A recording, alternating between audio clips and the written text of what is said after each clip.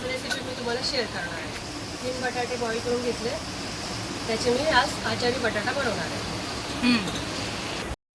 आचारी आलूचा मसाला, 4 चम्मच सोप, 2 चम्मच काळी मिरची, 4 चम्मच जिरा आणि 1.5 चम्मच ओवा आणि हे 4 चम्मच धणे आणि छोटे 4 चम्मच मोहरी आणि मेथी दाणा घेतलाय थोडासा, एवढे मेथी दाणे.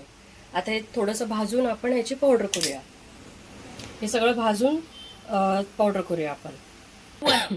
लाल मिरची साहित्य सांगायला विसरली होती मी, तर ती थोडीशी लाल मिरची, सुकी लाल मिरची भाजून घेतली आहे आणि कलुंजीही विसरली होती सांगायची. हे बघा, कलुंजी अशी थोडीशी भाजून, एवढी कलुंजी घेतली आहे थोडीशी भाजून, मग याच्यामध्ये ह्या साहित्यामध्ये एकत्र करू. राईचं तेल टाकून घेऊया.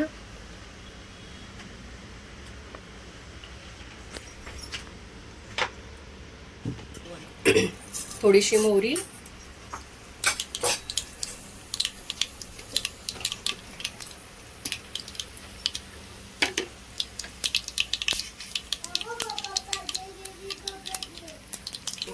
मोहरी तडतडली की थोडीशी जिरे टाकून घेऊया. हिंग, कढीपत्ता, थोडासा लसूण अद्रक पेस्ट,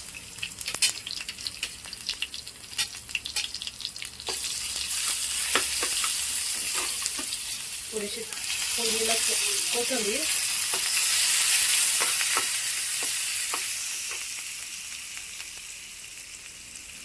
हळद.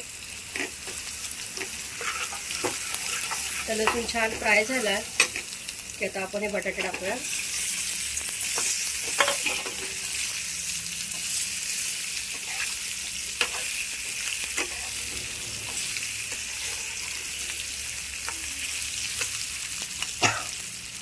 बघा, मगाशी जो आचारी मसाला दाखवला होता तशी अशी पावडर केली आहे. जास्तच बारीक झाली आहे, तुम्ही एवढी जास्त बारीक करू नका.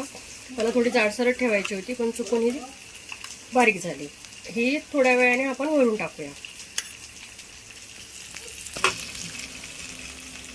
आता हा आचारी मसाला आपण जेवढी बटाट्याची क्वांटिटी त्यानुसार टाकूया. म्हणजे 3च बटाटे होते, त्याच्यामुळे मी थोडाच टाकते आणि छान आपण असं मिक्स करून घेऊया. आता आपण मीठ टाकून घेऊया.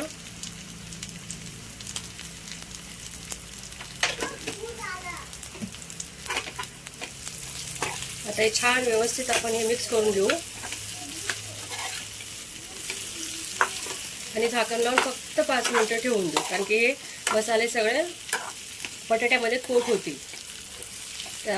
जो हा सगळा मसाला आहे तो बटाट्यामध्ये एकजीव होईल.